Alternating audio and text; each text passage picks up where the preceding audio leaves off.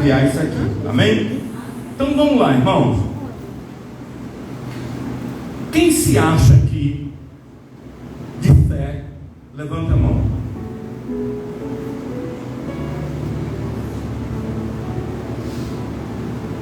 Ó, presta atenção. Vamos mudar a pergunta para ficar melhor. Eu não estou perguntando o tamanho da sua fé. Não estou perguntando fé grande e fé pequena. Algum tipo de 1%, de 0,1 até 100%.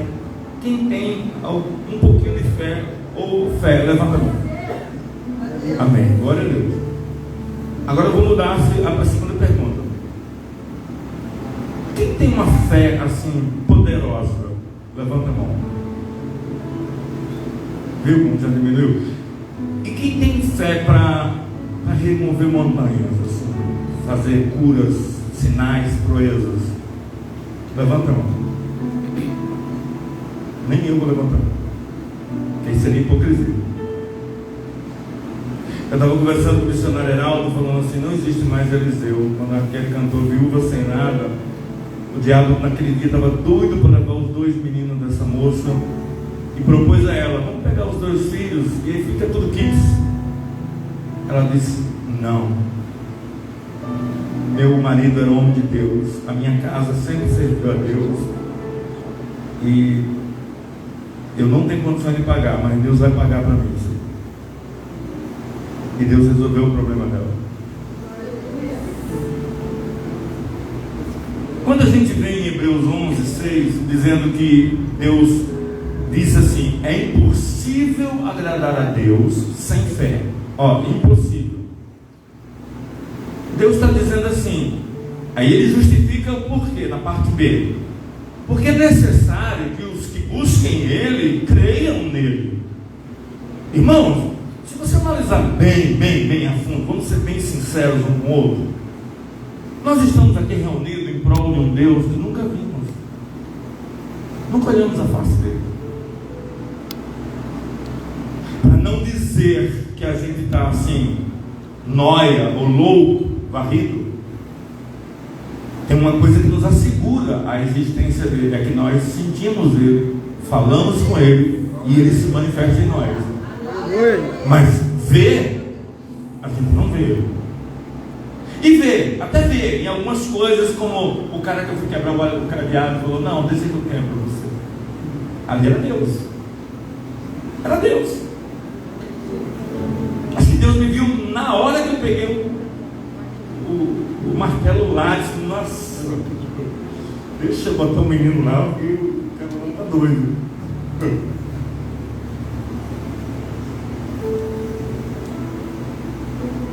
Eu estou preocupado, irmãos.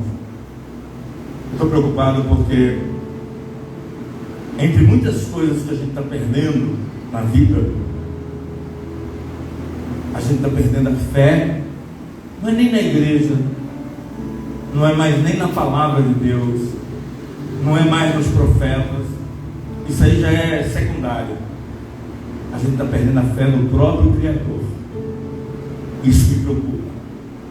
Em Mateus capítulo, eu vou abreviar para a gente não ganhar tempo. Em Mateus capítulo 24, versículo 3 em diante, Jesus disse assim: vai vir dias que o amor de vocês vai se esfriar.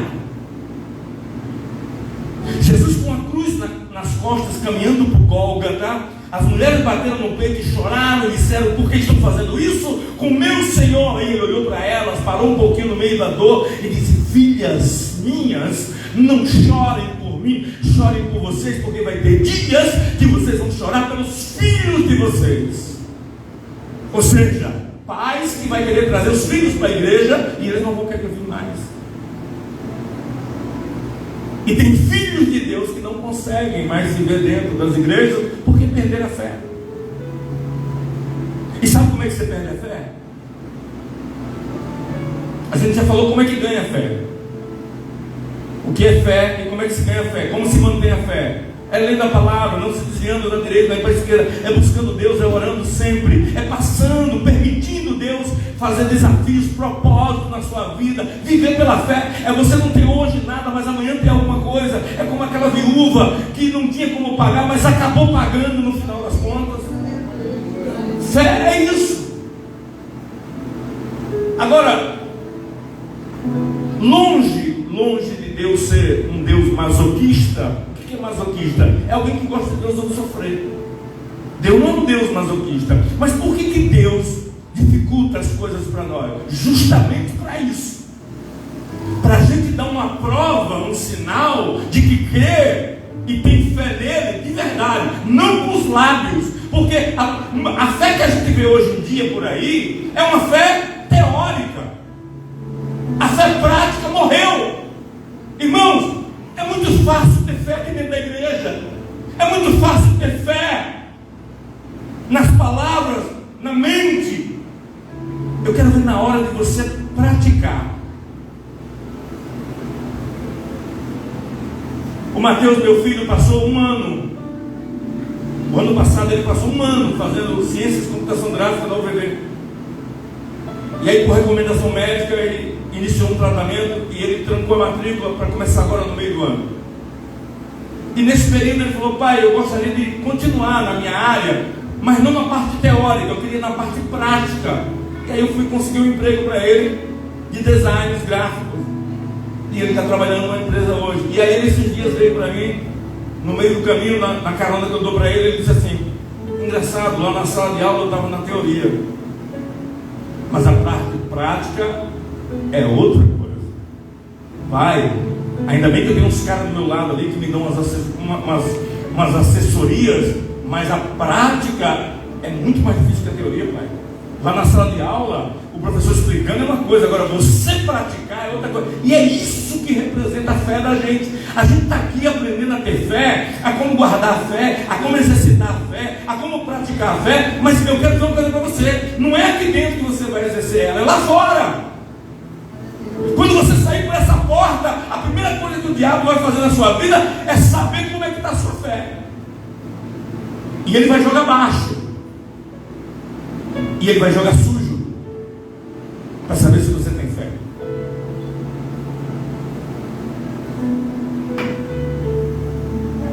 Eu lembro de uma vez, Mateus lembra disso. Mateus, se eu estiver errado, você me corrige. Você fez quantas vezes o exame da prova da CNH? 3? É isso mesmo, então eu estou certo. É porque eu pensei que era 2, eu estava na dúvida de 2 ou 3. A primeira vez que ele fez o exame teórico, passou em todos. No exame prático, ele foi reprovado. De longe, quando eu fui buscar ele, eu já vi o semblante dele. Aí me deu uma dor no coração, porque pela cara dele, os olhos dele já falavam que ele tinha sido reprovado. E eu vim para casa animando ele, mas quem estava destruído era eu. E eu falei: tem que levantar ânimo desse menino. Oh não, a gente vai passar, vamos pagar essa taxa de novo e a gente vai passar. A glória da segunda casa vai ser maior do que a primeira. Vai dar tudo certo, rapaz. Ih, baixa a cabeça, coisa nenhuma. Vai fazer de novo. Aí ele foi na glória da segunda casa. E foi na segunda tentativa, dizendo: não, o papai falou que a glória da segunda casa é maior do que a primeira. Quando chegou na glória da segunda casa, não tinha glória nenhuma. Reprovou de novo. Eu falei: meu Deus, não tem a glória da terceira casa na Bíblia. Vou falar o que para ele? Eu falei: Mateus, o diabo vai ter que aguentar nós.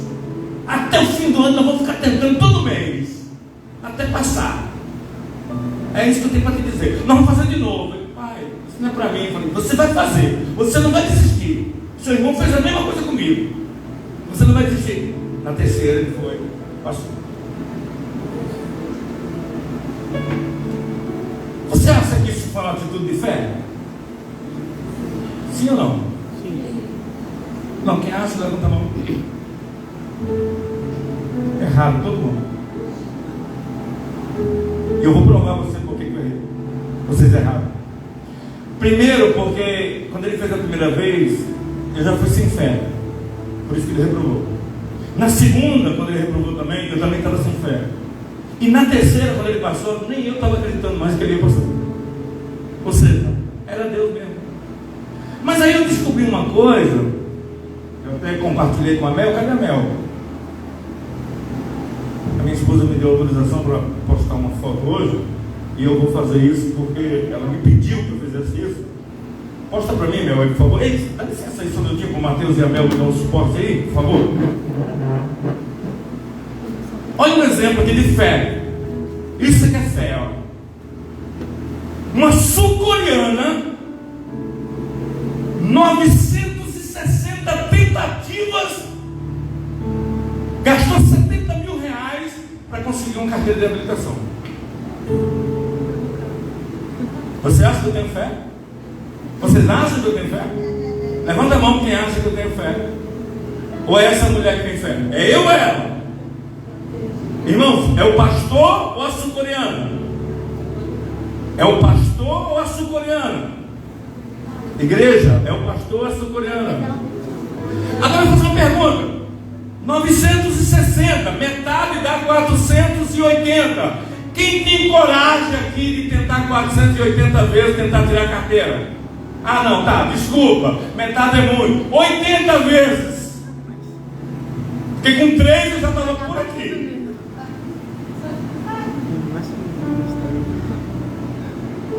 Mas essa mulher, 960 tentativas e 70 mil reais para tirar uma carteira. Isso é fé. É.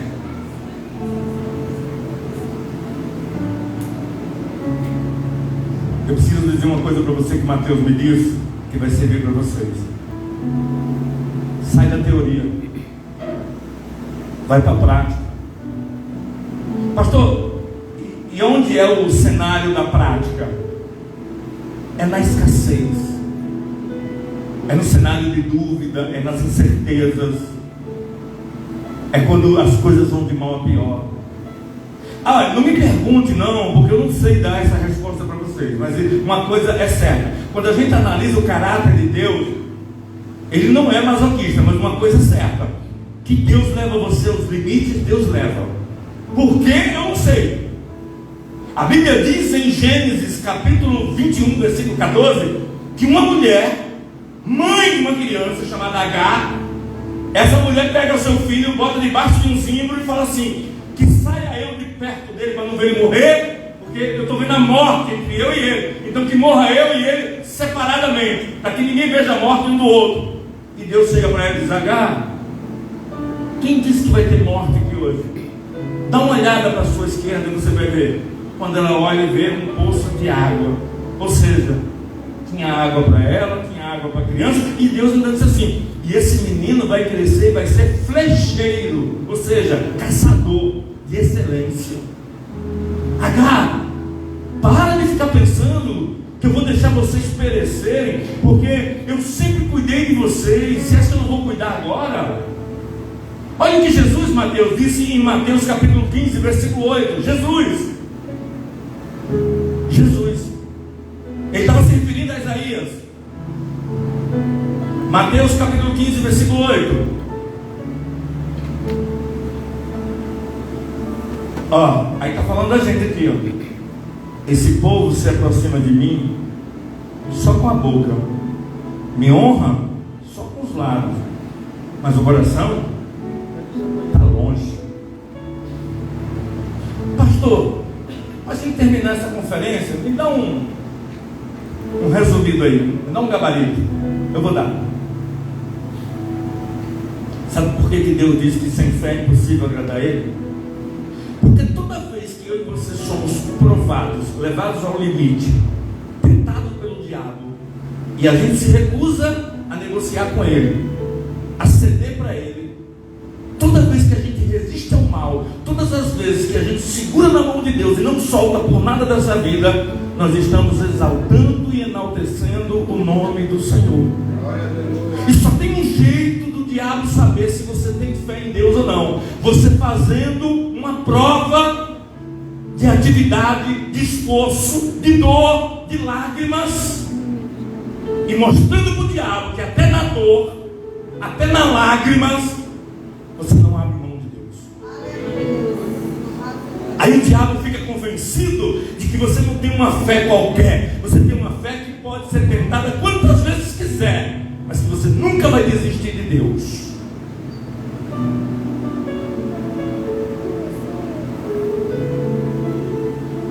O que mais se vê hoje é uma fé de humano para humano. Eu vou lá porque o pastor vai orar por mim. Irmão, eu sou um homem igual a vocês.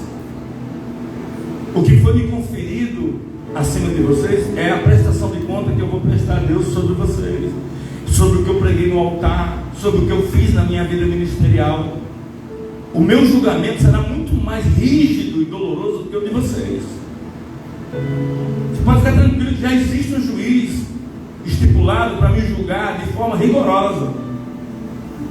Mas esse mesmo juiz me deu autoridade para ministrar e profetizar sobre a vida de vocês, de que vocês podem, de que vocês são capazes, de que é possível tudo ao que crer, e que vocês precisam exercitar essa fé hoje. O que nossa amada Kelly falou hoje é a pura verdade. Tem dias que eu me preocupo, tem dias que, sabe, assim, a apreensão vem, sabe? Deixa eu falar uma coisa para vocês, isso aqui é muito importante. Você sabia que se você pesquisar na Bíblia, do começo da Bíblia até o final, se você pesquisar os personagens, 90% dos personagens da Bíblia, desde os profetas maiores até os menores, principalmente os profetas, quase 90% deles morreram desgostosos. Sabe por quê? Porque eles eram um instrumento de Deus para poder dizer ao povo: acorda, levanta, Deus está dizendo que vai dar certo. Gente, Moisés morreu saturado, cansado, tentando dizer ao povo: não é a hora de voltar, para de olhar para trás, vamos para frente, tenha fé em Deus, não vai faltar nada. E é difícil para os sacerdotes e para os profetas falar isso para o povo e não se desgastar. Ele acaba se desgastando. Por quê? Porque ele não tem a estrutura de Deus, ele não é Deus, ele é um ser humano. Então ele acaba se consumindo. Então a maioria dos homens de Deus morreram desgostosos, cansados. Por quê? Porque eles transmitiam o que Deus falava, mas ele não via resultado no povo. O povo não praticava isso. E sabe quem saía perdendo? Não era o profeta, era Deus. Porque na hora que Deus queria provar a sua fé, mostrar para o diabo de que você é dele, independente do que você tem ou do que você está passando, aí você começava a entrar no espírito de galinha de Angola. Estou fraco, estou fraco, estou fraco, estou fraco. Ou então 6 horas. Todo casal, ele é diferente um do outro. Quem é casado sabe. Quem está vivendo uma lua de mel agora está descobrindo, né? Os 7 mares de Silvia e Silvia os 7 mares dela. Mas assim, isso é o equilíbrio de Deus. Isso é bom, é o equilíbrio de Deus. Mas a minha esposa, por exemplo, na área da saúde, ela vive investigando a vida dela.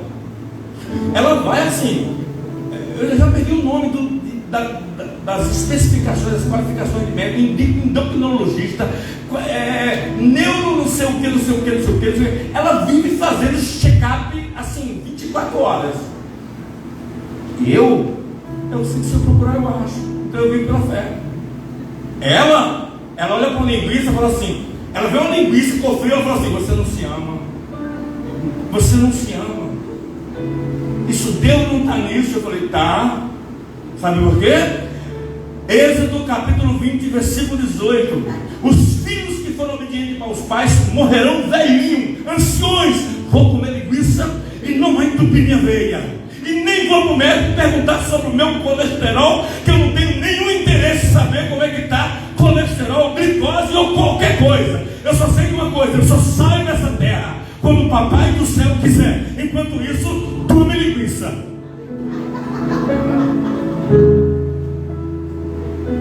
Sabe o que ela faz? Gente, uma linguiça minha. Sabe um pedacinho do pão da Santa Ceia? Ela pega um pedacinho do tamanho do pão da Santa Ceia e ela faz assim. E quando come ainda diz assim: eu acho que eu vou passar mal amanhã. Vai. Com essa fé, vai. Eu e Maria, a gente come um traseiro de um boi todo.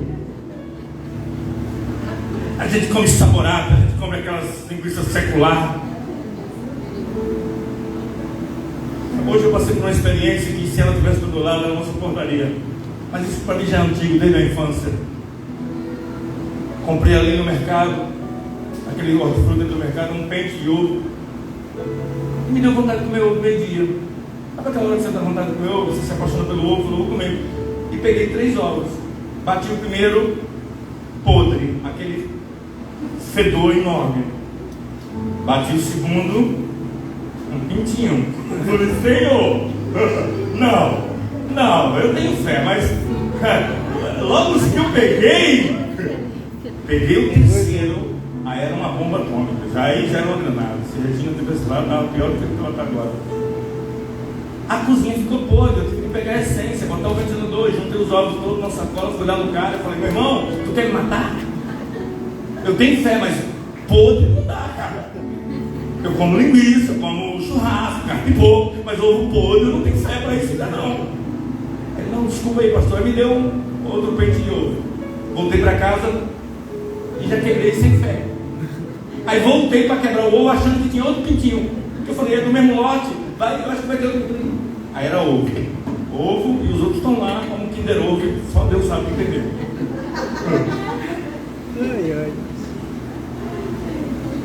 Mas essa coisa de viver paranoia, ai, gente, sentiu uma pontada aqui agora?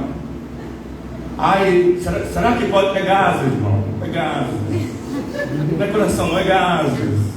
Fique tranquilo. Outro dia eu fui no médico e falei, doutor, estou com uma dor aqui. Não, estou com uma dor no braço. Era o braço direito. Doutor Anabel, o médico da Regina. Estou com uma dor no braço direito. E uma pontada que vem até aqui. Não é coração. Se fosse coração, seria o outro lado. O braço esquerdo. Esquece o coração. Aí eu falei, tá bom, então, obrigado, tchau. Eu estava com esse coração, só isso. Tchau. Voltei. Sabe, tudo assim. A gente espiritualiza tudo. A gente... Aí na hora de ter fé, a gente não tem. Essa semana eu saí, tomei uma queda de moto violenta. Saí, quando chegou ali na entrada da Cipolate, entre a Cipolate e aquela loja da esquina, na hora de entrar pro Golfinho, eu fiz uma coisa que nenhuma criança pode fazer, e só um débil mental faz. Mas eu estava com uma mão ocupada e a outra mão na moto. E nunca se deve frear uma moto só com freio dianteiro, ainda mais a PCX que é ABS. E eu fui com o dedinho, só fiz assim na curva. Ela brecou e saiu eu rolando, fui parar no caixa de uma ex-funcionária nossa, lá na loja do queijo, lá nos pés dela, lá embaixo, Gabi. Ela falou, pastor, o que é isso? É promessa que você fez? É penitência que você está pagando? O que é isso? Eu falei, não sei, caí, todo ralado. Aí quando eu olhei para a pista, tinha um menino que era aqui da igreja, Pedro, que foi casado até com uma colega da Regina, que trabalha com ela hoje, Laiane, acho que é Laiane. Ele estava no meio da rua.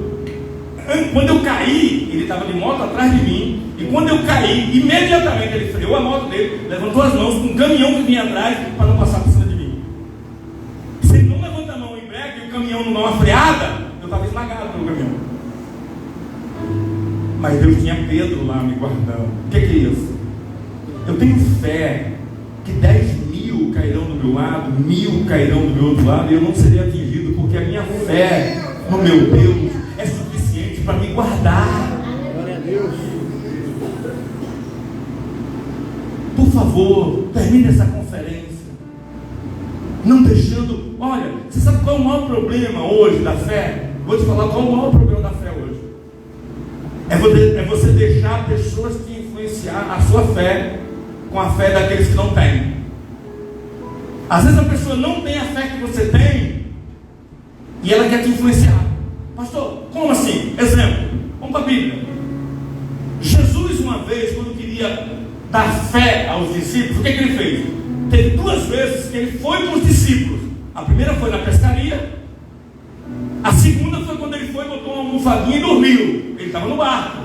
Mas a terceira vez que ele queria aprimorar a fé, ele falou assim: vai vocês que eu vou depois. Mas não tinha barco ali. E os discípulos não pensaram nisso. Quando veio um mar agitado à noite, na quarta vigília, e os discípulos desesperados, sozinhos, eles pensaram, a ficha caiu. Ué, ele falou para a gente vir, que ele vinha depois, mas ele vem de quê? Não tem jet ski, não tem nada. Ele vem de quê? Quando eles acabaram de falar isso, Jesus surge andando sobre as águas. Aí o que tinha um pouquinho de fé, o que tinha um pouquinho só, Pedrão, aí Pedrão falou assim, é o senhor, mestre? Ele falou, sou Pedro. Não conhece minha voz? Não, mas se é o senhor, me manda pisar nas águas e andar igual o senhor está andando. Tá bem, desce. Os outros não pediram para descer junto com Pedro, só Pedro que desceu. Talvez os outros ficaram até fazendo chacota, dizendo, Pedro, para de tentar, cara, você não está vendo o seu diabo mandando você pisar nas águas, você vai morrer, rapaz. Não, era Jesus dizendo para Pedro, testa a sua fé, porque para quem tem fé, até andar sobre as águas é moleza. E Pedro foi pisando, mas a fé também foi desfalecendo. Mas Jesus disse, pelo menos você vai ser o único cara da Bíblia que andou sobre as águas. Moisés passou a ser, você pisou em cima do molhado, deu 3 passos, era para dar mais, era para dar 960 tentativas, mas 3 já é alguma coisa. O que não pode aqui, irmãos, hoje, para a gente encerrar, é você perder a sua fé. Mesmo quando perca a esperança, mesmo quando o cenário não seja favorável, mesmo quando tudo for de mal a pior, não perca a fé. A Bíblia diz que os sinais seguirão os que crerem. Só Deus sabe como eu entrei aqui hoje na igreja. Exatamente como Kelly usou a boca dela para falar.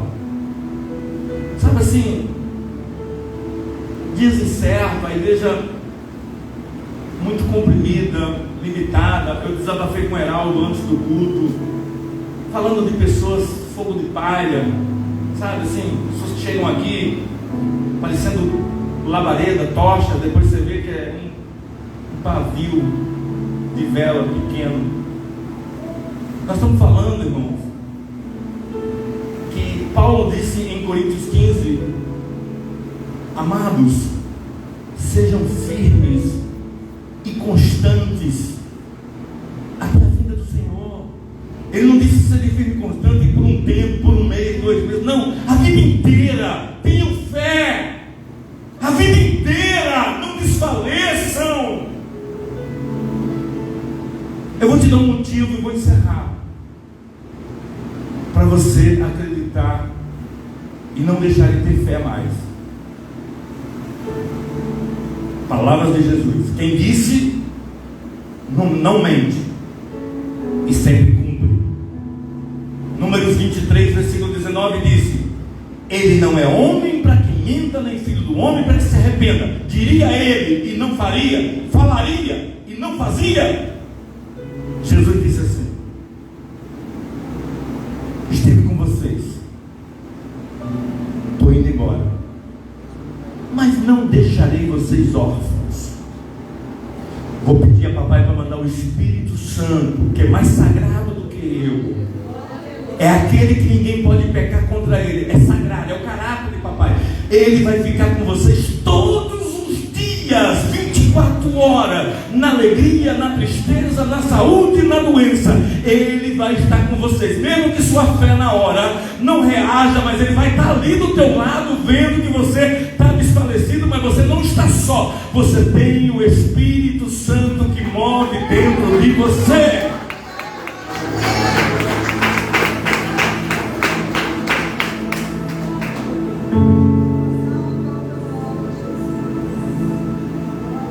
Eu vou pedir para você procurar, se você sabe melhor.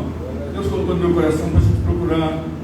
Não há Deus maior, não há Deus melhor do que o nosso Deus, não há Deus tão grande. Eu acho que nada melhor do que terminar essa conferência dizendo o tamanho do nosso Deus. Irmãos, sabe esse gigante que está na frente da gente? Deus olha assim e fala assim: não é nada para mim, eu só não fiz nada porque eu quero que você derrube. Se eu derrubar, que graça vai ter? Eu quero que a sua fé derrube ele, como a fé de Davi derrubou Golias. Eu quero que você derrube essa situação. Eu quero usar você para que eu seja glorificado e que as outras pessoas vejam o Deus da sua vida. Agora, se você recuar, é como se as outras pessoas dissessem assim: ué, Jurema, cadê a sua fé? Você não tem não? Na hora eu amarelei. Agora, se Jurema falar: não, eu vou, aconteça o que acontecer, eu vou. É para pular do barco e pisar nas águas? Eu vou. Por que você vai? Eu quero mostrar para as pessoas que com Deus é possível andar nas águas. Não há Deus maior e melhor do que o nosso Deus. Não há nada melhor do que um dia na casa de Deus. A Bíblia diz que é equivalente a 1000 dias fora. Um dia de culto aqui vale mais que 1000 dias sem culto lá fora. Não há Deus maior do que o nosso Deus. É isso que eu quero que você cante e diga para ele.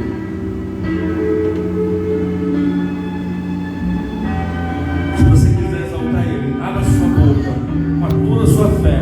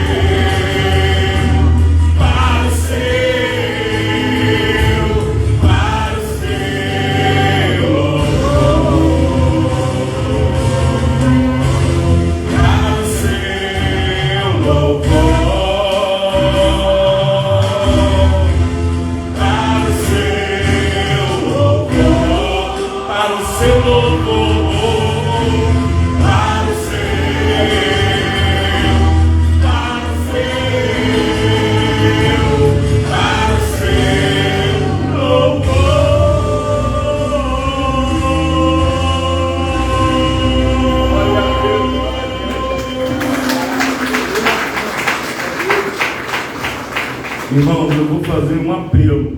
Vou fazer 2 apelos. Faça uma oferta. Não é preciso você não ter R$1. De R$1 em R$1 eu consigo chegar lá. Pode ser meu telefone, pode ser o CNPJ da igreja, pode ser o QR Code que Mateus vai fazer hoje, vou botar no Instagram e no Facebook lá da igreja. E principalmente, me ajuda a Regina a vender as rifas. Às vezes você tem um amigo, sai